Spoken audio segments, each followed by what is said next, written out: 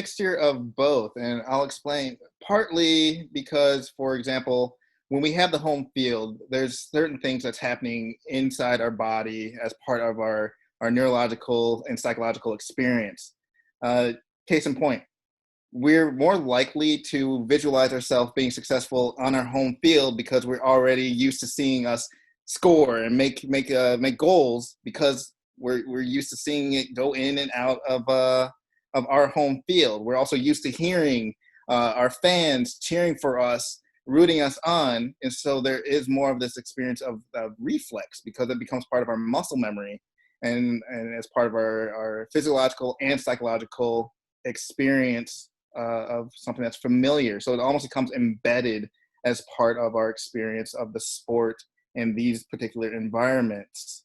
And it's harder to replicate when we're away because usually when we're playing away, we're a little bit more formulaic, we're a little bit more mechanical, and maybe a little bit more in our heads, which then also lead to being a little bit more tense or rigid within our bodies. It's going to be less of experience of again, like more of our intuitive self or reflexes.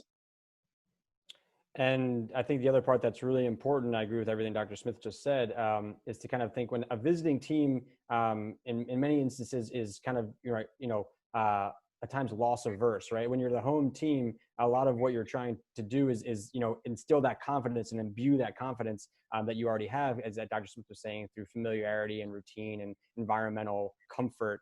It comes out much easier also with the motivating factor of the fans, as we were talking about before. In this sense, fans can be useful for a home team to be able to kind of display more of a motivating extra mile kind of factor or extra effort type of factor. So the interesting thing about this, though, is that loss aversion or that risk aversion, which is actually really elemental to confidence and esteem and taking chances, which in many times, many cases can be a good thing.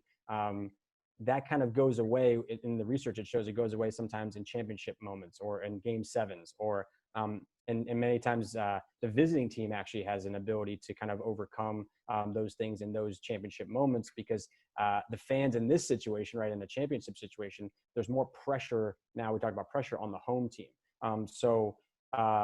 What's interesting about that is as pressure rises and as over arousal occurs, performance can be adversely impacted for the home team in that situation. But that's usually in championship moments and more of the kind of bulk of the season when it's just kind of regular season play.